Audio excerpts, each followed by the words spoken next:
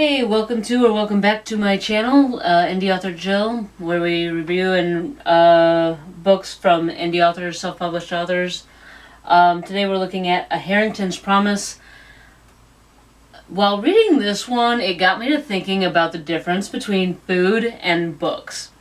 If I told you I don't like carrots, or that I love eggnog, would that really change how you felt about me? Would that make you like me or hate me, or cause you to get onto the keyboard and start telling me all the reasons why carrots are great and eggnog is gross? I kind of doubt it. I've seen conversations online about food, and people are pretty okay with what people like to eat or don't like to eat. I was actually talking to my manager yesterday, and I was talking about how I'd gotten some eggnog for myself, and she pointed out that she hated eggnog. She thought it was gross, but her mom liked it, and her mom liked it with a little bit of nutmeg. I'm not a fan of pineapple on pizza. I mean, I'll eat it if it's presented to me, but if I have another choice, such as pepperoni or anything that doesn't have mushrooms on it, because I'm allergic, then I'll eat that over the pineapple pizza. But my stepdaughter loves pineapple on pizza. Okay, she can have her pineapple pizza. I don't have a problem with that. But when it comes to books, especially romance books, there seems to be this discourse about people getting hate for what kind of books they like, especially the romance books. Me, I don't like spice in my books. I will read the spicy romance books. I just skip the spicy parts. And, like, I prefer no spice books. Now, I get the discourse with the calling them clean and spicy books or whatever. I understand why some people hate the term clean, because it makes it sound like the spicy books are dirty when it's just a different type of romance novel.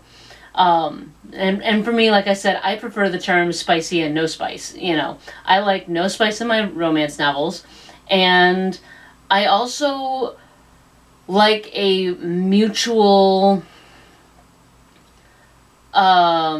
relationship between the couple. Like, I'm not talking consensual, because obviously there should be consent. Let's not even get into that. That is a non-question. Consent should also always be present in any romance. But there is some people, there are some romance novels where one is more dominating than the other, and then there's romances where the couple are an equal. Neither one of them are necessarily dependent or reliant on each other, and they have that power couple moment, and I love the power couple moment. But some people do like the kind of dominant male. If you look at the people who really liked 50 Shades of Grey, she had no real autonomy. Basically, whatever Christian said, that's what she did. And she never made the decisions for herself. It was always him making the decisions. And some people are okay with that, and for me, again, not my thing. But I think that when we create this discourse between romance novels of whether or not you get attacked because you like spice or no spice, or whether you like dominating males or dominating females, or a equal couple, when we create that discourse, we kind of lose the point of what the book community is supposed to be. And that is just a bunch of people who like books. It's perfectly fine to like tropes and dislike other tropes. I'm big on friends to enemies. or enemies to lovers, friends to enemies to lovers. You know, I love the fake dating and the secret billionaires. And that was one of the things I disliked about this book, is that it didn't have a secret billionaire. He was a very blatant billionaire. But he was a good guy. Like, I loved the storyline of this book. And it had a really good storyline. So basically, gosh, what is her name? Elizabeth. Yeah. So, Elizabeth, this is basically kind of a Sister Act meets Pretty Woman meets Pride and Prejudice type situation. And I say that because not only does Elizabeth have the Elizabeth Bennet name, like her last name is Hartley, not, or Hatley. Yeah, Hartley, not Bennett, but there is kind of a Pride and Prejudice where she's like, you're an arrogant guy. You're an arrogant man, and, you know, like, she has her predispositions of him, but she learns to kind of see past all the rough edges and realize what kind of a guy he really is. And that's what makes her fall in love with him. Where the Sister Act part, like, he's a billionaire, she's just a regular school teacher. And she's a school teacher at a private school. And it just so happens his nephew goes to the same school and is in her class. But she goes out to the nightclub with her friend, and she needs a breath of fresh air, so she kind of steps out to the back to get a bit of fresh air, only to run into a scene that she was never meant to see.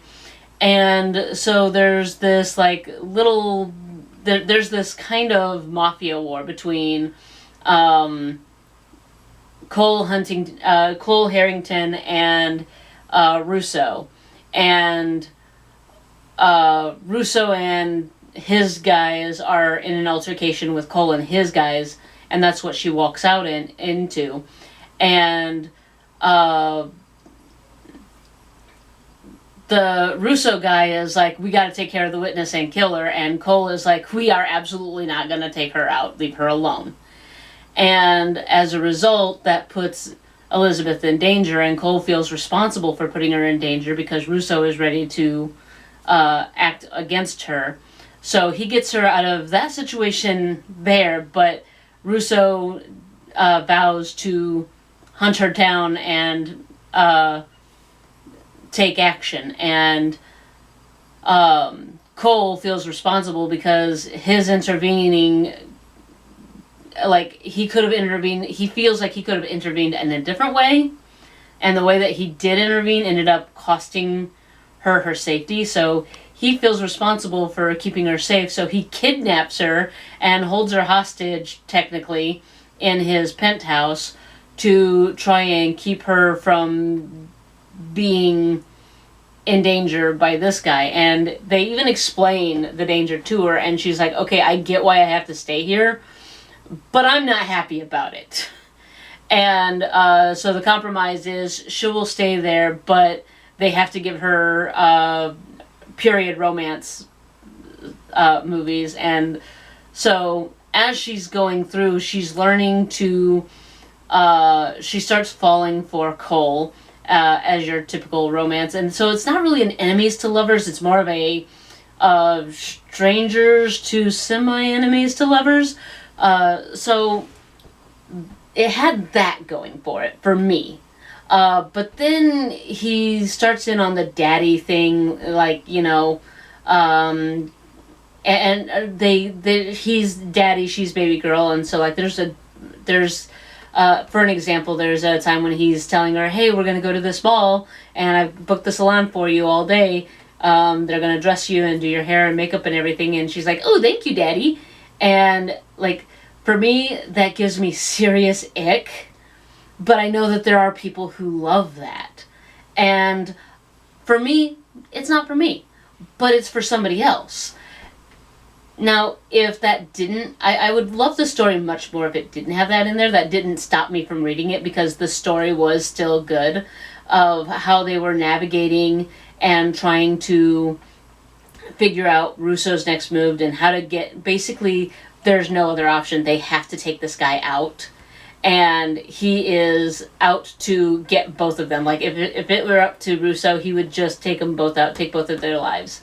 So there is high risk, which is another thing I love. I love high risk romance. So it had some tropes that I liked. It had some tropes that I didn't like, and some that I absolutely hated. But it didn't stop me from enjoying the story.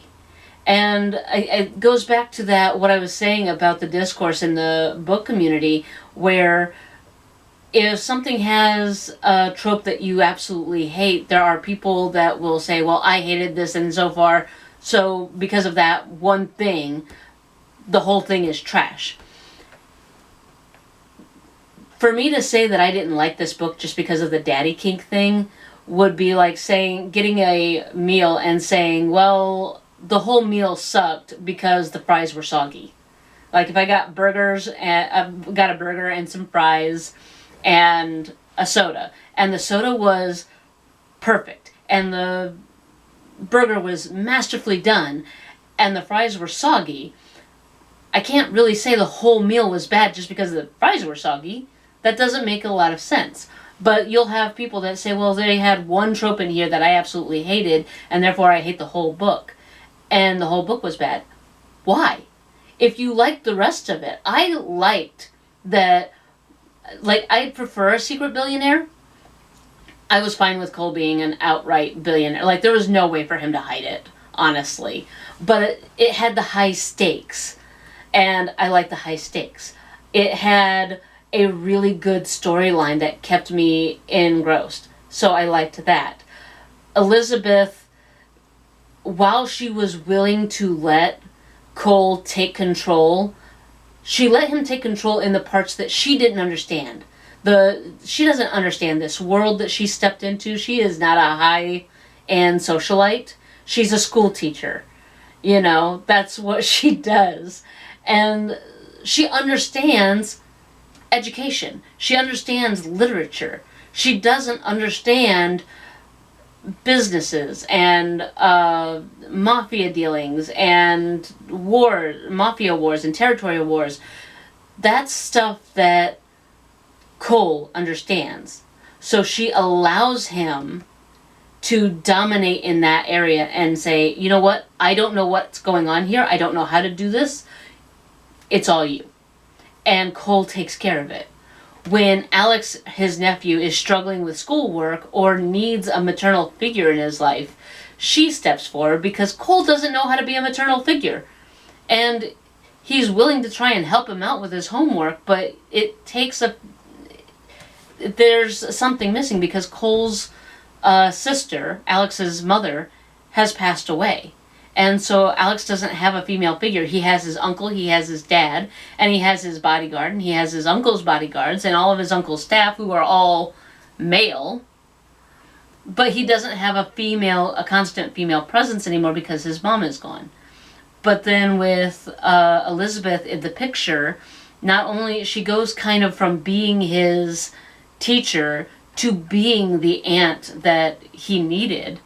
And when it comes to the nurturing and the education and how to present his homework and everything and his essays, Cole completely lets her take control of that. And like, okay, you do the nurturing thing, I'll do the protecting thing.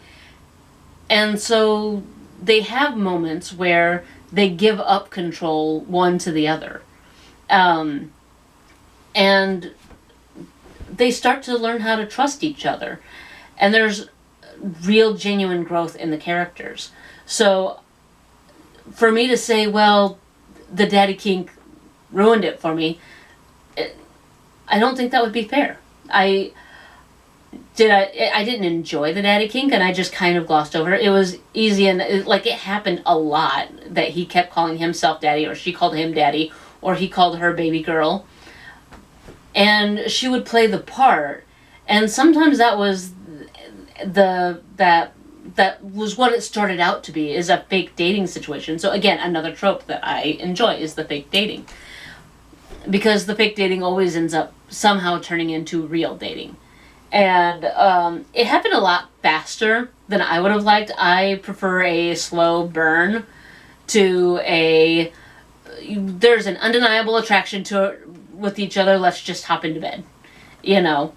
But again, some people want the fast paced, like, let's just get into it. Like, we already know how this is going to end. We already know you guys are going to end up together. You might as well just get on with it. And, like, I have at least 3 friends that are very much a, just get on with it. We know you want him, he wants you, you've made that known. Just go for it. It, you know. And so I've got, like I said, I've got 3 friends that like that. Not my thing. Like I said, I want them to earn that relationship. But if they don't, it's not going to ruin the book for me, you know.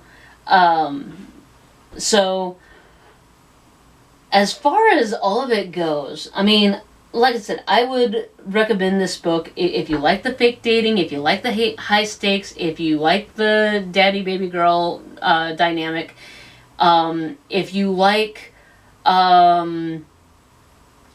main characters that show some respect to each other and let each other, like, Cole never tells her feelings or her thoughts or her ideas are invalid. You know, he's constantly trying to fight her stubborn streak because she's done it by herself so much that she's used to taking care of things on her own. And Cole keeps telling her, hey, you don't have to do this alone. I got this. Let me take care of you. Let me help. So like I said, despite some of it had some tropes that I don't necessarily like and some that I just absolutely can't stand, but I can get past that because the rest of the story is good. The story is good. The characters are good. There's a lot to like about it, you know. So I guess my takeaway from this is books are not much different than food preference. It's just a preference. Let people like what they like.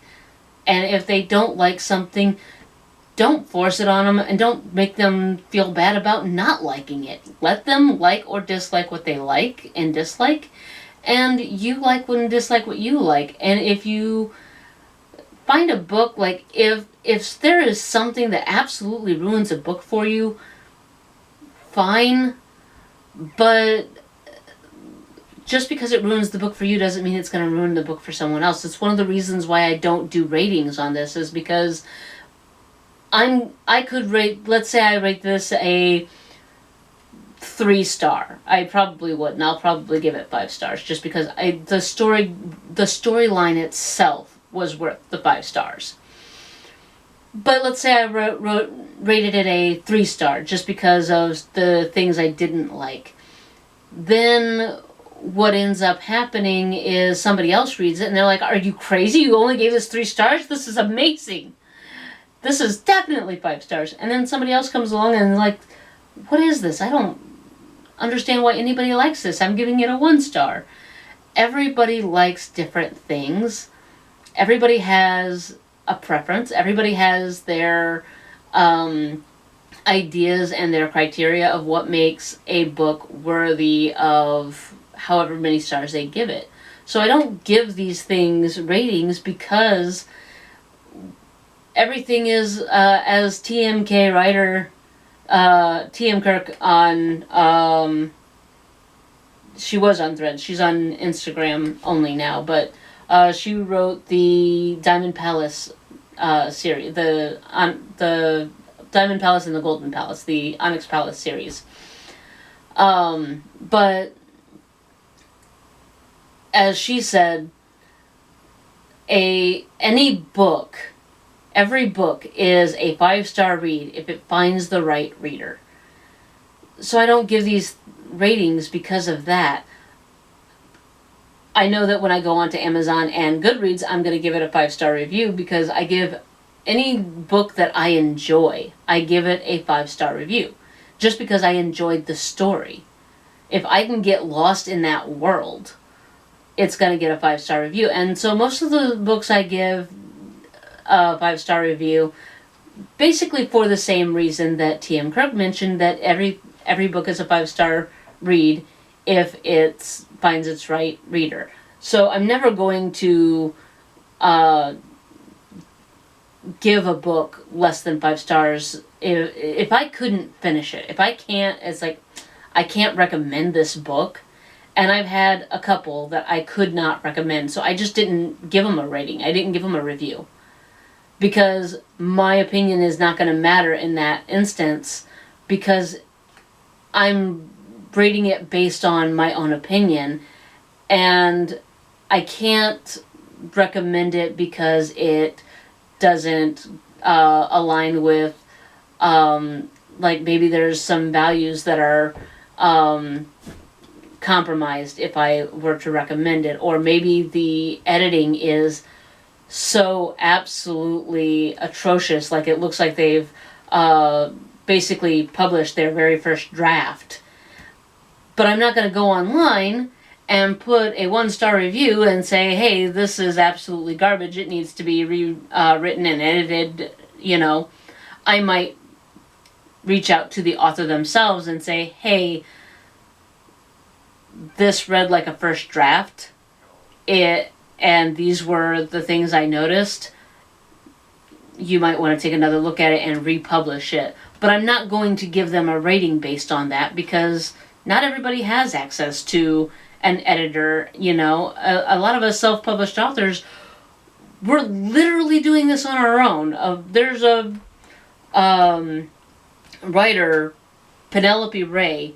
She does her cover and she does her own cover. She does a lot of her own editing. So, you know, and a lot of us are in that same boat, that we either have to pay find an artist that we can pay, or we have to find an editor, or we have to do it all on our own. And that's just what we're up against right now. Because we don't have the backing of a traditional publisher where they have their own team of editors and they have their own illustrators and their own cover design and marketers and whatnot. So that's, like I said, that's my takeaway, is to just be kind to each other in the book community. There's so many communities that have discourse and